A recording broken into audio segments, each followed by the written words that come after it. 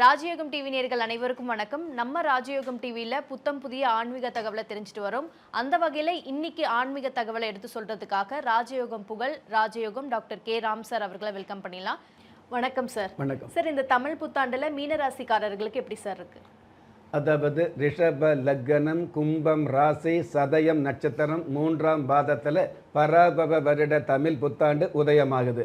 மங்களகரமான நாளாகிய செவ்வாய்க்கிழமை நாளில் பரிவர்த்தனா யோகத்தோடும் 90 சுப முகூர்த்தங்களோடும் உருவாக உள்ள அதாவது ஜனனமாக உள்ள இந்த தமிழ் புத்தாண்டு மீனம் ராசியை பொறுத்தளவுக்கு ஓரளவு தன பாக்கியங்களை கொடுக்கக்கூடிய ஆண்டாக இருந்துகிட்டு இருக்குது.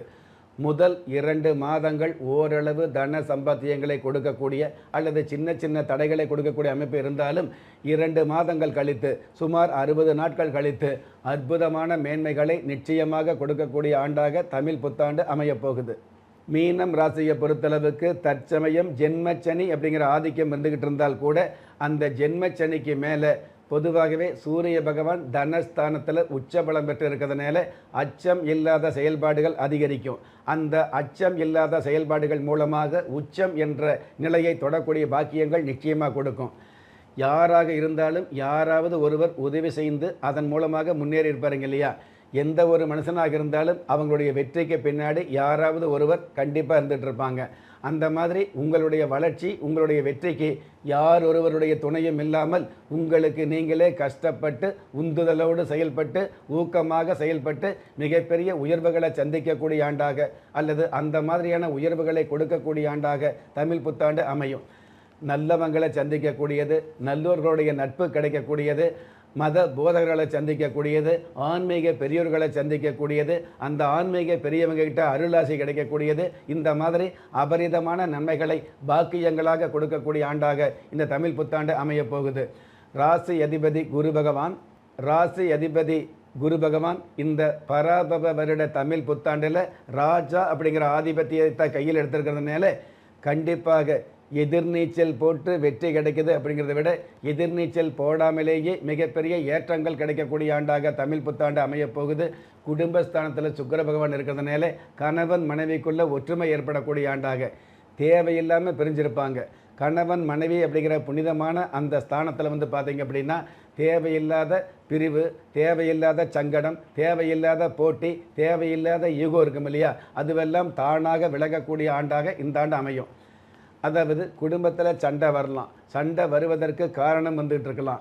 ஆனால் ஒரு சில குடும்பங்களில் பார்த்திங்கன்னா 5 வருஷமாக 10 வருஷமாக காதல் பண்ணி திருமணம் செஞ்ச அந்த குடும்பத்தில் காரண காரியம் இல்லாமல் பிரிஞ்சிருக்கக்கூடிய சூழல் ஏற்படும் இல்லையா? அந்த மாதிரி பிரிஞ்சிருக்கிறவங்க எல்லாமே ஒன்று சேரக்கூடிய நன்றான பாக்கியங்கள் இந்த வருஷத்தில் நிச்சயமாக கிடைக்கும். ஜென்ம ராசிக்கு 6ஆம் இடத்துல ஞானகாரகன் கேது பகவான் இருக்கிறதுனால சம்சாரியான வாழ்க்கை வாழ்ந்துக்கிட்டு இருந்தால் கூட சந்நியாசி வாழ்க்கை பண்ணுற சிந்திப்பும், அதாவது சந்நியாசி வாழ்க்கை பற்றிய சிந்திப்பும் அவ்வப்பொழுது அதிகரிக்கும். ஆசையே இல்லாத வாழ்க்கை அப்படிங்கிறத விட ஆசை அப்படிங்கிற அமைப்பில் வாழ்க்கை இருந்துகிட்டு இருந்தால் கூட அந்த ஆசை அதிகபட்சமாக இல்லாமல் தகுதிக்கு தகுந்த ஆசையோடு அந்த ஆசை மூலமாக மிகுதியான பண வருமானங்களை சம்பாதிக்கக்கூடிய ஆண்டாக தமிழ் புத்தாண்டு அமையும். ராசி அதிபதி குரு பகவான் 4ஆம் இடத்துல இருக்கிறதுனால மருத்துவத்துறையில் உள்ளவங்களுக்கு மகத்தான, அதுவும் சர்ஜரி சம்பந்தப்பட்ட துறையில் உள்ளவர்களுக்கு சாதனைகள் நிகழ்த்தக்கூடிய ஆண்டாக, சரளமான பண வரவுகள் கிடைக்கக்கூடிய ஆண்டாக அமையும். ஒளிப்பதிவு ஜென்ம ராசிக்கு 12ஆம் இடத்துல சந்திர பகவானோடு ராகு பகவான் சேர்ந்திருக்கிறதுனால ஒளிப்பதிவு சம்மந்தப்பட்ட, கேமராமேன் சம்மந்தப்பட்ட, சினிமா படப்பிடிப்பு சம்மந்தப்பட்ட அமைப்பில் உள்ளவர்களுக்கு நல்ல நல்ல வாழ்வாதாரம் அமையக்கூடிய, குறிப்பாக சின்னத்திரையில் உள்ளவர்களுக்கு வண்ணத்திரைக்கான வாய்ப்புகள் குவியக்கூடிய ஆண்டாக இந்த ஆண்டு நிச்சயமாகவே அமையும். நம்ம வாழ்க்கையில் என்ன பண்ண போகிறோம், நம்ம வாழ்க்கையில் எப்படி வாழ போகிறோம் அப்படின்னு வழி தெரியாமல் திசை மாறி இருக்கக்கூடிய நீங்கள் அல்லது உறவு வகையில் வசைபாடி இருக்கக்கூடிய நீங்கள் கண்டிப்பாக திசை மாறி போக மிகப்பெரிய திருப்தியான சூழல்களை சந்திக்கக்கூடிய ஆண்டாக இந்த ஆண்டு அமைய போகுது அப்படிங்கிறது சந்தோஷமான விஷயம். எல்லாவற்றுக்கும் மேலாக 6ஆம் இடத்ததிபதி சூரிய பகவான் உச்சபலம் பெற்றிருக்கிறதுனால கண்டிப்பாக எதிர்ப்பு அப்படிங்கிறது தவிர்க்கப்பட முடியாத விஷயமா இருந்துகிட்டு இருக்கும். ஆனால் அந்த எதிர்ப்புகள் மூலமாக சூரிய பகவான் உச்சம் பெற்று சுக்கிர பகவானோடு சேர்ந்து ராசி அதிபதி ராஜா அப்படிங்கிற அதிகாரத்தோடு இருக்கிறதுனால அந்த எதிர்ப்புகள் மூலமாக கூட சிறப்புகள் கிடைக்கக்கூடிய ஆண்டாக, எதிரிகள் உதிரியாகக்கூடிய ஆண்டாக, ஒரு சில எதிர்ப்புகள் சமாதான தூது விடக்கூடிய ஆண்டாக பராபவ வருட தமிழ் புத்தாண்டு அமையும். Super sir. இவங்களுக்கு ஏதேனும் பரிகாரம் இருக்கா? மீனம் ராசியை பொறுத்தளவுக்கு நல்ல விதமான நன்மைகள் இருக்கக்கூடிய காலமாக, அடுத்தடுத்து நன்மைகளை சந்திக்கக்கூடிய ஆண்டாக இந்த தமிழ் புத்தாண்டு இருந்துக்கிட்டு இருந்தால் கூட, இந்த தமிழ் புத்தாண்டில் தமிழ் புத்தாண்டு ஆரம்ப நாளில், தமிழ் புத்தாண்டு உதயாதி நாளிகை வினாளிகையில் உங்களுடைய ஜென்ம ராசியிலேயே 7ஆம் இடத்ததிபதி புதன் பகவான் நீச்சம் பெற்று இருக்கிறதுனால கணவன் மனைவி உறவுகளில் அவ்வப்பொழுது விரிசல் ஏற்படக்கூடிய, உங்களுடைய அதாவது சந்தோஷமான வார்த்தைகள் கூட கடினமான வார்த்தைகளாக பிரதிபலிக்கக்கூடிய, யதார்த்தமான வார்த்தைகள் கூட எதிர்மறையாக பின்னப்படக்கூடிய சூழல் அதிகமாக இருக்குது அப்படிங்கிறது மறுக்க முடியாது.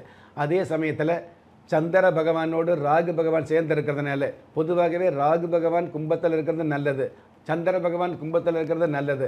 ஆனால் அதே கும்ப ராசியில் இருவருமே சேர்ந்து இருக்கிறதுனால அவ்வப்பொழுது வாழ்க்கையில் சோர்ந்து போகக்கூடிய, சேர்ந்து வாழ வேண்டிய மன வாழ்க்கையில் சோர்ந்து போகக்கூடிய சூழல் அவ்வப்பொழுது நிலவக்கூடிய அமைப்புகள் இருக்கிறதுனால கண்டிப்பாக ஆன்மீக சம்பந்தப்பட்ட வழிபாடு அப்படிங்கிறது திருப்பு முனையாக இருந்துக்கிட்டு இருக்கும். அதில் அதுவும் குறிப்பாக முக்கியமாக திருச்செந்தூர் முருகப்பெருமான வழிபாடு வச்சுக்கிறது மிக மிக சிறப்பாக இருந்துக்கிட்டு இருக்கும்.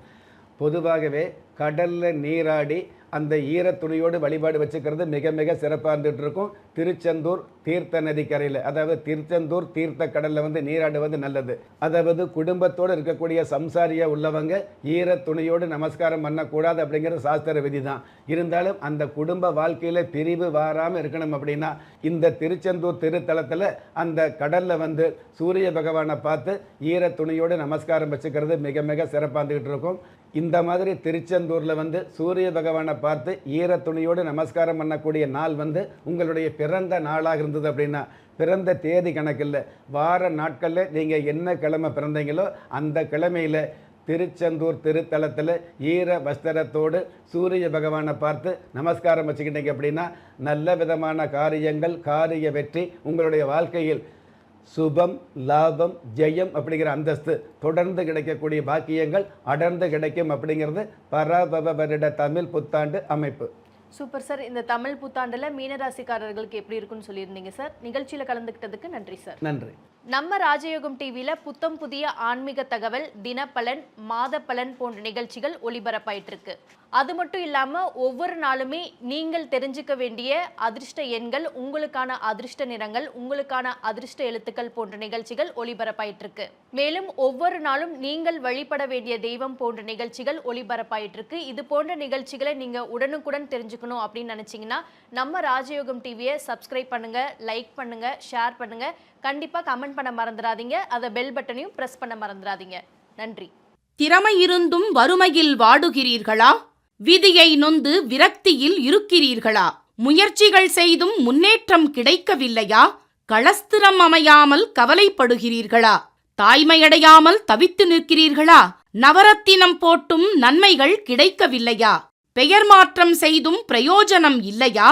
எந்திரத்தை நம்பி மந்திரத்தை சொல்லியும் மாற்றம் கிடைக்கவில்லையா?